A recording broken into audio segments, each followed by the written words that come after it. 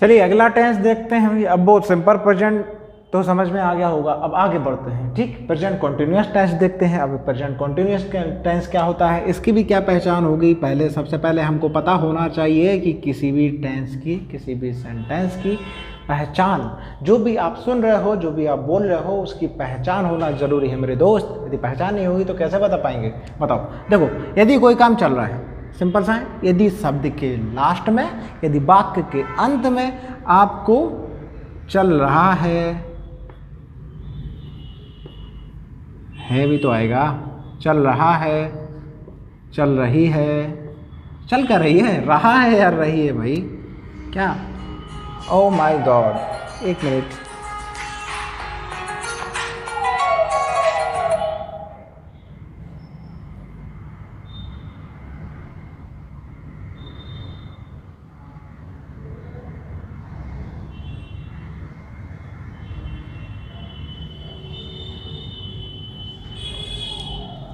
पहचान क्या होती है। यदि कोई इसमें काम लास्ट में, वाक्य के लास्ट में चल रहा है, रही है, रहे हो,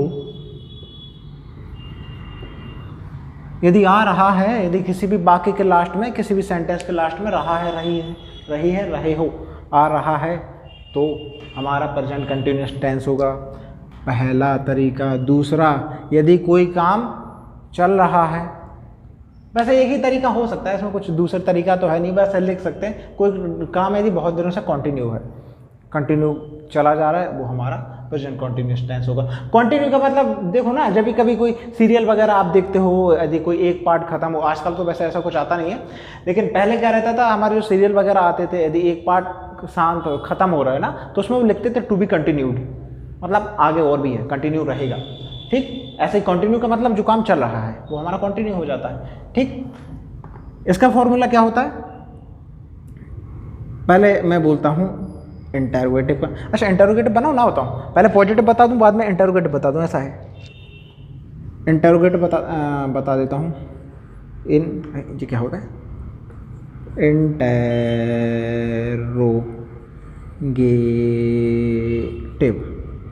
स्पेलिंग क्लियर है क्या, INTERROGATIVE,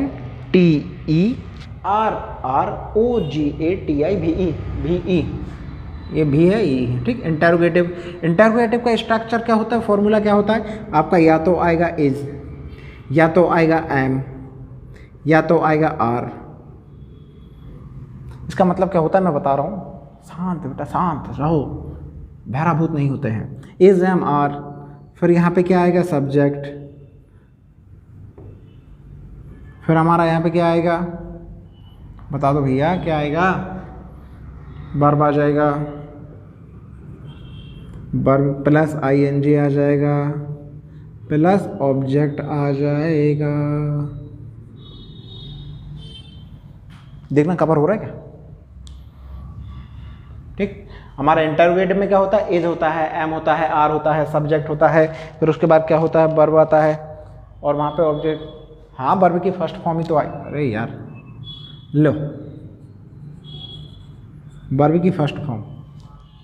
और कोई समस्या है क्या, आ गया समझ में। ये चेयर हटाओ यार यहाँ से।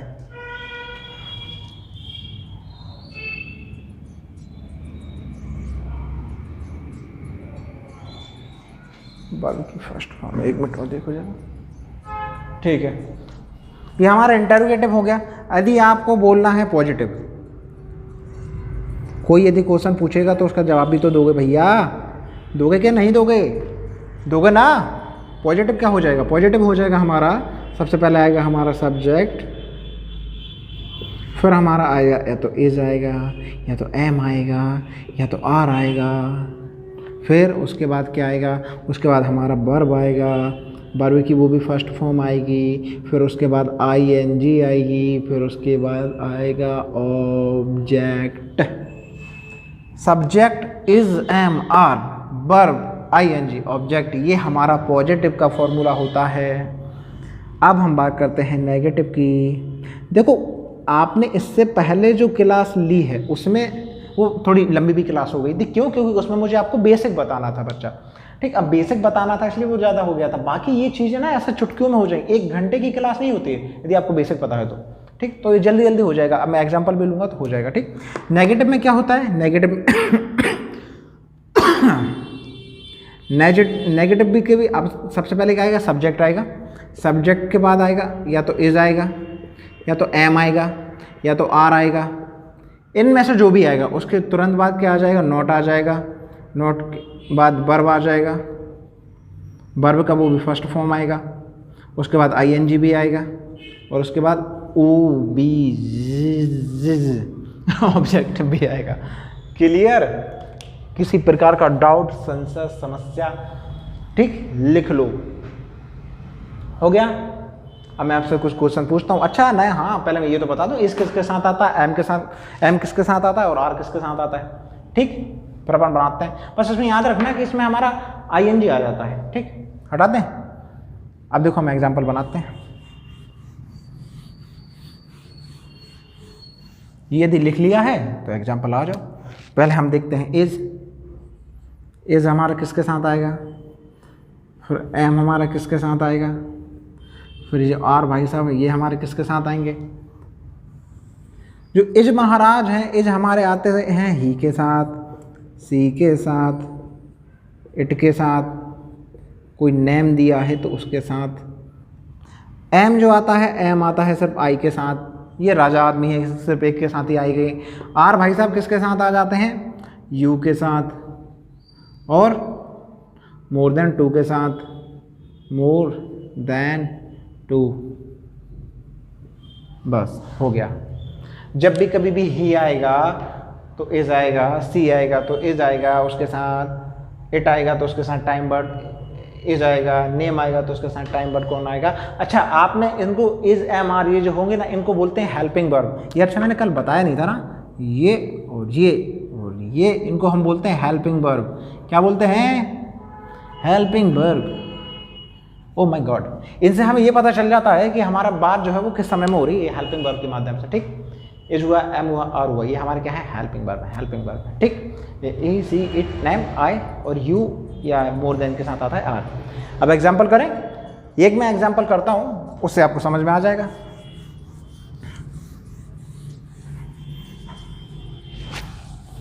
एग्जाम्पल लिखते हैं, ये मैं इंटरोगेटिव कर रहा हूँ। अरे यार स्पेलिंग मिस्टेक हो रही है। Interrogative, interrogative. मार्केट में पढ़ाने का ये तो नुकसान है, बाहर आवाज़ आती रहती है, टाटा टाटाई चलता रहता है। इंटरोगेटिव का है, पर ठीक है मेंटेन करो, उसके लिए सॉरी, अब बैकग्राउंड में म्यूजिक आ रहा है। इंटरोगेटिव करेंगे, जैसे क्या आपको इंग्लिश समझ आ रही है, क्या लिखते हैं, are you understanding, understanding English. क्या आपको इंग्लिश समझ में आ रही है, ये यू है ना, यू। क्या आपको इंग्लिश समझ में आ रही है, पहला यू आया है तो आर आएगा। दूसरा ले लो यार, दो दूसरा ले लो, क्या उसे इंग्लिश समझ में आ रही है, उसके बारे में बात हो रही है ना, तो इज ही, या फिर नाम ले लो,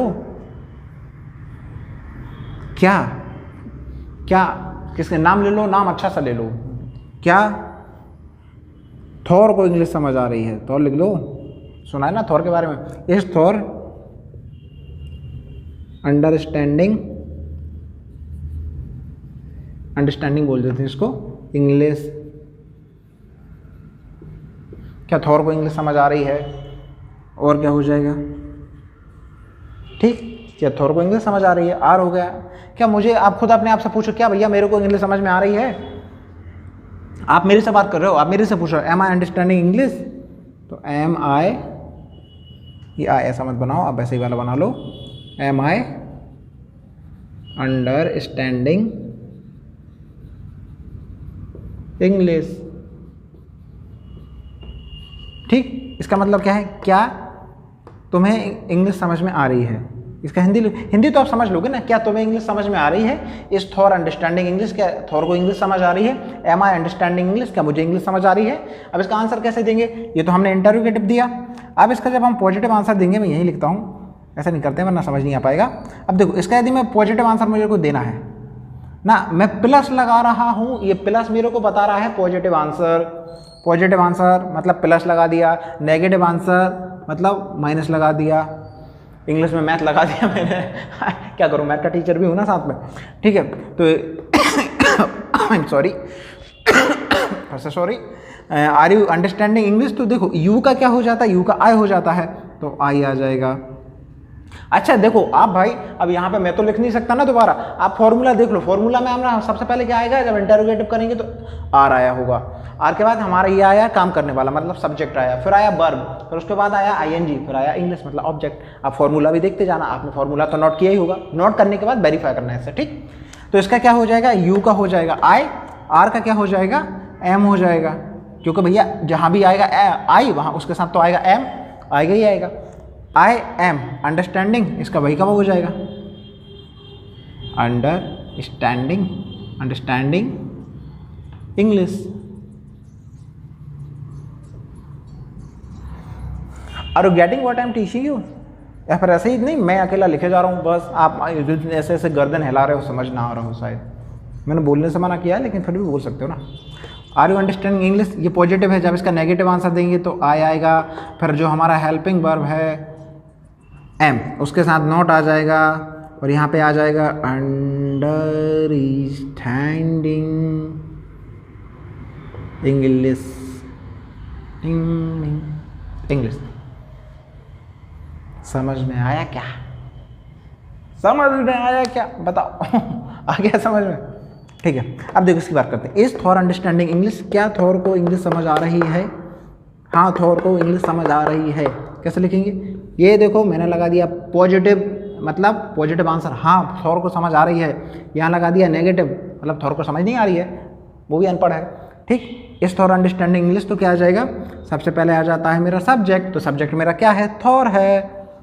अच्छा यहाँ पे लिखते जाऊँ क्या, ये मेरा देखो हो जाएगा सब्जेक्ट, एस बना दिया छोटा सा, ये जो हो जाएगा मेरा हो जाएगा वर्ब प्लस आईएनजी हो जाएगा, और ये मेरा क्या हो जाएगा, ऑब्जेक्ट हो जाएगा, ठीक। ऐसा ही है, Thor is understanding, understanding English, Thor को इंग्लिश समझ में आ रही है। और थॉर को इंग्लिश यदि समझ में नहीं आ रही है आपको बोलना है तो भैया Thor is not understanding English, understanding English. हो गया, समझ में आया। अब इसके को एम आई अंडरस्टैंडिंग इंग्लिश, आप मेरे से पूछो क्या तुम्हें इंग्लिश समझ में आ रही है, आप मेरे से पूछो क्या मेरे को इंग्लिश समझ में आ रही है, तो फिर मैं आपको बोलूँगा यू आर अंडरस्टैंडिंग इंग्लिश। हाँ भैया तुमको समझ में आ रही है, तुम तो समझदार हो, तुमसे ज़्यादा समझदार तो शायद धरती पर पैदा ही नहीं हुआ, तुम्हें तो सब कुछ समझ आता है। तो यू आर, आई का क्या हो जाएगा यू, जैसे सॉरी जैसे यू आया तो यू का हमारा क्या हो गया, आई हो गया, और ऐसे ही आई आएगा तो हमारा क्या हो जाएगा you, sorry extremely sorry you. और जहाँ पे भी आ जाता है यू उसके साथ हम लगा देते हैं आर, ये तो इतिहास गवाह है, यू आर यहाँ पे वही आएगा अंडरस्टैंडिंग इंग्लिश। थोड़ा आगे आप मेंटेन कर लेना, आप लिख लेना, ठीक। थक गया मैं बहुत सारा। तो इसका जब नेगेटिव देंगे, हाँ भैया तुम्हें इंग्लिश समझ में नहीं आ रही, तुम एकदम आप बिल्कुल एकदम गंवार इंसान हो गए हो, तो आपको समझ नहीं आ रही, तो you are not understanding English. समझ आ गया। किसी प्रकार का कोई डाउट हो, समस्या हो तो मेरे को बाकायदा बता दीजिए। हाँ चलो एक काम करो, बोल लो यार, कोई बात नहीं, समझ आ गया। करें आगे पढ़ें, कितना टाइम हो गया, अपना टाइम हो गया है, ओके आगे देखते हैं, हटा दें इसको, ठीक है। आप बहुत सारे इसके एग्जाम्पल्स बना सकते हैं ना, जब भी काम चल रहा है, हो रहा है, तब आप क्या लगाते हैं, ये लगाते हैं। आगे हम करते हैं प्रेजेंट परफेक्ट टेंस, उसका भी जल्दी जल्दी कर लेते हैं बच्चा, ठीक। Present perfect tense, present perfect tense present perfect की यदि हम बात करें, प्रेजेंट परफेक्ट में क्या होता है, देखो एक में आप काम करते थे, एक में काम चल रहा था और इसमें काम हो चुका है, हो गया है, हो चुका है, चुकी है, चलो बोल देते हैं, लेकिन काम हो गया है यदि ऐसा आया है तो बात हमारी प्रेजेंट में ही रहती है। ठीक, जैसे इसकी पहचान करने का जो तरीका है भाई, समझ जाओगे ना, झेल पाओगे या कल पढ़ाएं? चलो ठीक। पहचान इसका क्या हो, यदि शब्द के लास्ट में हमारा चुका है दिया हो, चुका है, चुकी है या चुके हैं,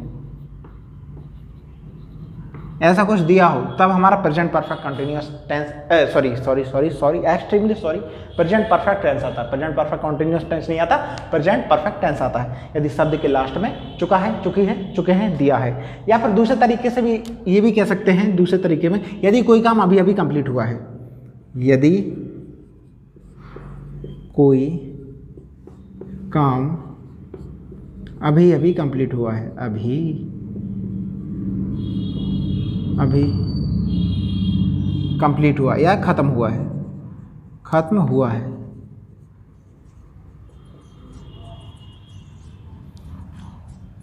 वो गाना है ना, अभी अभी मेरे दिल में ख्याल, अरे अभी अभी नहीं, वो कभी कभी, सॉरी, हाँ ऐसा नहीं है ना, कभी कभी मेरे दिल में ख्याल आता है, ऐसा है ना। यदि कोई काम अभी अभी ख़त्म हुआ है तब भी आप प्रेजेंट परफेक्ट टेंस लगा सकते हो। जैसे आप खाना खा रहे थे बहुत समय से, मैंने पूछा कि आपने खाना खा लिया, ऐसा भी बोल सकते हैं कि आपने खाना खा लिया है, तो इसमें प्रेजेंट परफेक्ट टेंस आ जाएगा। कि आप खाना खा चुके हो, ऐसा भी बोलते हैं, लेकिन हम जनरली बोलचाल की लैंग्वेज में ना चुका हो, चुके हो, चुके हैं, हम ये नहीं बोलते हैं। ठीक, सिंपल ही बोल देते हैं कि आपने ये काम कर लिया है ना। जैसे आप बहुत देर से नहा रहे हो ना, तो आपको भाई ने पूछा क्या भाई तुमने नहा लिया है, या फिर आप वो सब बोलेंगे क्या तुम नहा चुके हो, बोल सकते हैं, लेकिन जनरली हम ऐसा बोलते नहीं है ना। पर ठीक है, आपको ऐसे ही याद रखना, रख लेना, इन दोनों तरीके से हम पहचान कर सकते हैं। ठीक, अब इसमें हेल्पिंग वर्ब क्या आते हैं, जैसे हमने सिंपल प्रेजेंट पढ़ा, उसमें हेल्पिंग वर्ब हमारे क्या आते हैं, डू और डज। ठीक है, हमने प्रेजेंट कंटिन्यूअस टेंस पढ़ा, उसमें हमारे हेल्पिंग वर्ब क्या थे, इज, एम, आर। अब आ गए हम प्रेजेंट परफेक्ट पे, इस पे हमारे हेल्पिंग वर्ब क्या आते हैं, इस पे हेल्पिंग वर्ब आएंगे हैज और हैव। क्या आएंगे, हैज और हैव। समझ आया? चलो हैज और हैव को करते हैं, इसको तो उतार लो, उतार रहो तो चलो हटा दें। और देखो आप किसी भी समय में चले जाओ, बोलने का तरीका वही रहेगा, पहले आएगा सब्जेक्ट, फिर आएगा ऑब्जेक्ट, नहीं यार, पहले आएगा सब्जेक्ट, फिर आएगा वर्ब, फिर आएगा ऑब्जेक्ट, सॉरी, पहले सब्जेक्ट, फिर वर्ब, फिर ऑब्जेक्ट। ठीक, पहले सब्जेक्ट, फिर वर्ब, फिर ऑब्जेक्ट। सिंपल, यही स्ट्रक्चर है, यही फॉर्मूला है, यही इंग्लिश का नियम है, यही आएगा। ठीक, इससे ज़्यादा कुछ नहीं है। अब इसमें दो हेल्पिंग वर्ब होते हैं, मैं डायरेक्टली उनके बारे में बता देता हूँ। हेल्पिंग वर्ब हमारे कौन होते हैं, एक हमारा हेल्पिंग वर्ब होगा हैव, एक हमारा हेल्पिंग वर्ब होगा हैज। ठीक, एक हेल्पिंग वर्ब होगा हैव, एक हेल्पिंग वर्ब होगा हैज। हैव किसके साथ लगाएंगे, हम हैव लगाएंगे जब भी आपका सब्जेक्ट आई हो, या आपका सब्जेक्ट यू हो, या आपके सब्जेक्ट मोर देन टू हो, मोर देन टू हो, आई हो, यू हो, मोर देन टू हो, या फिर इसी को हम बोलते हैं, क्या बोलते हैं, और इसी को हम बोलते हैं हमारा सब्जेक्ट यदि प्लूरल हो। क्या हो, यदि हमारा सब्जेक्ट प्लूरल हो तब हम हैव लगाते हैं। ठीक है, अब हम बात करते हैं हैज़ की। हैज़ हम कब लगाते हैं, अब जो भी चीज़ें बच गई उन सब में हैज़ लगा दो भाई।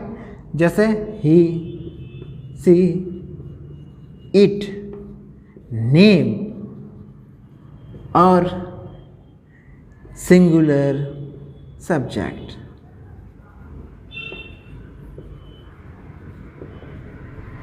सिंगुलर सब्जेक्ट यदि आया है तो आप क्या लगा देंगे, हैज लगा देंगे। ये आएगा हैव, ये आएगा हैज। इन दोनों के साथ हमेशा आती है always use third form, always use third form of verb. मतलब हमेशा वर्ब की थर्ड फॉर्म आएगी, हमेशा वर्ब की थर्ड फॉर्म आएगी। एकदम इसमें गठान लगा लो ना, और एकदम दिमाग में रख लो कि जब भी हैज़ और हैव आ जाए तो वर्ब की थर्ड फॉर्म लगा दो। आंखें बंद करके, आंखें ऐसे बंद करो और वर्ब की थर्ड फॉर्म लगा दो। हैज़ और हैव आया, वर्ब की थर्ड फॉर्म लगा दी। हैज़ और हैव आया, वर्ब की थर्ड फॉर्म लगा दी। इज एम आर आया तो वर्ब प्लस आईएनजी लगा दिया। इज एम आर आया तो वर्ब प्लस आईएनजी लगा दिया। और डू और डज आया तो बोल सकते हो डू और डज आया तो डू और डज लगा दें, वर्ब की फर्स्ट फॉर्म लगा दी। ठीक, अब देखें, अब इसका फॉर्मूला लिखते हैं। ठीक,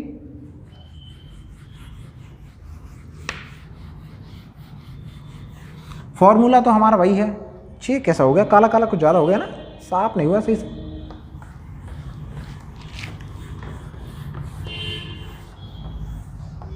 चलो ठीक है, अब हमें क्या करना है, सवाल करना है, मतलब वो करना है, फॉर्मूला लगा दो। फॉर्मूला क्या होगा, फॉर्मूला आप यदि इंटेरोगेटिव पूछ रहे हो भैया, यदि आप इंटेरोगेटिव पूछ रहे हो तब आप क्या लगा दोगे, या तो हैज़ आ जाएगा या फिर हैव आ जाएगा। इंटेरोगेटिव में या तो हैज़ आएगा या फिर हैव आएगा। यहाँ पे आपका सब्जेक्ट आएगा, यहाँ पे आपका वर्ब आएगा और वर्ब की थर्ड फॉर्म आएगी। और ये थर्ड फॉर्म तो हमें याद करनी पड़ती हैं। वैसे ज़्यादातर ऐसा कहा जाता है कि आप ईडी लगा दीजिए तो हमारी थर्ड फॉर्म बन जाती है, पर हमेशा ऐसा पूरी तरीके से सही नहीं होता। ठीक, लेकिन आपको वर्ब की थर्ड फॉर्म याद करनी पड़ेगी। प्लस यहाँ पे क्या आएगा, यहाँ पे तो बेचारा ऑब्जेक्ट ही आ जाता है, उसी के लिए तो सब कुछ धूम मची पड़ी है।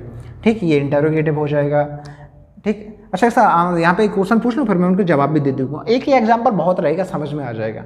और बाकी जब ये टेंस अपने खत्म हो जाएंगे तो मैं सारे एकदम मर्ज करके बहुत सारे एग्जाम्पल आपके पास ले आऊँगा, फिर आप सेंटेंस बनाना कौन सा है कौन सा नहीं है। ठीक, एक एग्जाम्पल ले लेते हैं। जैसे आप क्या कर रहे थे, मैंने क्या बोला था, आप इंग्लिश पढ़ रहे थे, इंग्लिश समझ आ गई है। ठीक मैंने बोला have you, has your brother, बहुत बड़ा हो जाएगा, हैज़ योर ब्रदर ना लगा दें, हैज़ ही लगा दें, हैज़ ही अंडरस्टूड इंग्लिश। अरे बहुत हो गया, कुछ और करते हैं, अंडरस्टूड की जगह क्या लगा देते हैं, हैज़ ही प्लेड गेम, ऐसा लगा दो, हैज़ ही प्लेड गेम। आजकल बहुत चल रहा है ना, कौन सा गेम, फ्री फायर, चलो वही लिख देते हैं, have you played free fire. क्या तुमने, sorry, has he played free fire, क्या वह फ्री फायर गेम खेल चुका है, या फिर दूसरी तरफ से कैसे कैसे बोल सकते हैं, क्या उसने फ्री फायर गेम खेला है, दोनों बोल सकते हैं बाबू। क्या वह फ्री फायर गेम खेल चुका है, या फिर क्या उसने फ्री फायर गेम खेला है लगाना जरूरी है। ठीक, ये हमारा इंटेरोगेटिव आ गया। हैव के साथ लगा दो, हैव लगा देंगे तो हैव के साथ क्या आ जाएगा, हैव स्टूडेंट्स, आजकल स्टूडेंट्स ही तो खेल रहे हैं free fire. Have students, spelling सही है ना, have students played free fire, क्या स्टूडेंट फ्री फायर खेल चुके हैं, क्या स्टूडेंट फ्री फायर खेल चुके हैं। ठीक, अब जब हम इसका आंसर देंगे, यहाँ लिखता हूँ, जब हम इसका पॉजिटिव आंसर देते हैं तो पॉजिटिव आंसर, अच्छा ये उतार लो क्योंकि मैं इसको मिटाना पड़ेगा, मेरे पास इतनी जगह नहीं है, तो मैं यहीं लिख देता हूँ, इंटेरोगेटिव हो गया, यहीं लिख देता हूँ। जब मुझे इसका पॉजिटिव आंसर देना है, पॉजिटिव आंसर देना लिख देता हूँ। यदि पॉजिटिव आंसर देना है तब मैं क्या लगाऊंगा, यहाँ पे लगा दूंगा सब्जेक्ट, यहाँ पे क्या लिख दूंगा, सब्जेक्ट प्लस आएगा हैज़ आएगा या फिर हैव आएगा, फिर वर्ब की थर्ड फॉर्म आएगी और प्लस ऑब्जेक्ट भी आएगा ही आएगा। ठीक, तो has he played free fire, क्या उसने फ्री फायर गेम खेला है, हाँ भैया खेला है तो बोल दो, he has played free fire, free fire. ये इसका पॉजिटिव जवाब हो गया, किसका, हैज़ वाले का, और उसका भी होगा ना, फिर हैव वाले का लिख दो, students have played free fire, free का हो गया फायर, ये हो गया positive. He has played free fire, he has played free fire, हाँ भैया उसने फ्री फायर गेम खेला है। और क्या बच्चों ने फ्री फायर गेम खेला है, हाँ बच्चों ने फ्री फायर गेम खेला है। ठीक है, लास्ट इसका जब नेगेटिव दे रहे हो तो नेगेटिव के लिए तो यहाँ लिख सकता हूँ, जगह है मेरे पास। जब भी आपको नेगेटिव बोलना हो तो यहाँ पे क्या आएगा, सब्जेक्ट आ गया, सब्जेक्ट यहाँ पे आ जाएगा, हैज़ आ जाएगा या फिर हैव आ जाएगा, या फिर नहीं, हैज़ और हैव आएगा, उसके बाद आएगा नॉट और फिर आएगी वर्ब की थर्ड फॉर्म। और यहाँ पे हम लगा देंगे ओ माय गॉड ऑब्जेक्ट। समझ में आया? किसी प्रकार का कोई डाउट, कोई समस्या, कोई संशय हो तो बता दीजिए, हम उसका समाधान कर देंगे। ठीक है, अब ये पॉजिटिव हो गया। अब नेगेटिव लगाइए। नेगेटिव हमें बोलना है, इसका नेगेटिव बोलेंगे तो देखो सबसे पहले क्या आएगा, सब्जेक्ट आएगा। तो सब्जेक्ट यहाँ पे क्या है, ही है। क्या है, ही है। मैसेज में यदि 2-4 वाले लिख दो ही तो वो हो जाता है ही हंसने वाला ही ऐसा वाला ही। फिर उसके बाद क्या आएगा, हैज आएगा। क्यों? क्योंकि ही के साथ तो हैज ही आता है ना बाबा। हैज आ गया। फिर क्या आएगा, वर्ब की थर्ड फॉर्म आएगी। तो यहाँ पे थर्ड फॉर्म क्या आ जाएगी, प्लेड। ना क्या कर रहे हैं हम, तो नॉट का जवाब दे रहे हैं। प्लेड कैसे आ जाएगा, ये वाला है ना, इसका जवाब दे रहे हैं। ये नेगेटिव वाला है, ये पॉजिटिव वाला है। तो he had not. Has not को हैजंट भी बोलते हैं ना। He has not played. Free का फायर, भाई साहब उसने नहीं खेला। और जब बच्चों की बात करें कि हाँ भैया बच्चों ने भी नहीं खेला है, बहुत शरीफ बच्चे हैं, पढ़ने वाले बच्चे हैं, एकदम IAS एग्जाम निकाल के देश का नाम रोशन करेंगे, तो स्टूडेंटों ने भी नहीं खेला है। He have not played free का फायर। फ्री फायर, ये हो गया आपका टेंस समाप्त। कल्याण। अभी एक और है प्रेजेंट परफेक्ट कॉन्टिन्यूअस टेंस, लेकिन उसको मैं एक साथ पढ़ा दूंगा, प्रेजेंट, पास्ट और फ्यूचर वाला। तो अपना ये प्रेजेंट परफेक्ट हो गया। प्रेजेंट के 3 हो गए, सिंपल प्रेजेंट, प्रेजेंट कॉन्टिन्यूअस और प्रेजेंट परफेक्ट। इनके कल हम पास्ट पढ़ेंगे और फिर फ्यूचर पढ़ेंगे। तो 2 दिन में क्लास खत्म हो जाएगी। ठीक, समझ में आया? यदि कोई समझ में ना आया हो तो आप कमेंट में हमसे पूछ सकते हैं, और आप लोग तो सामने बैठे हुए हैं। यदि वीडियो अच्छी लगी हो तो प्लीज़ लाइक करें, सब्सक्राइब करें, शेयर करें और कमेंट जरूर करें। और यदि कुछ पसंद नहीं आया है तो डिसलाइक के साथ कमेंट में जरूर बताएं कि क्या पसंद नहीं आया है। धन्यवाद, थैंक यू, बाय बाय।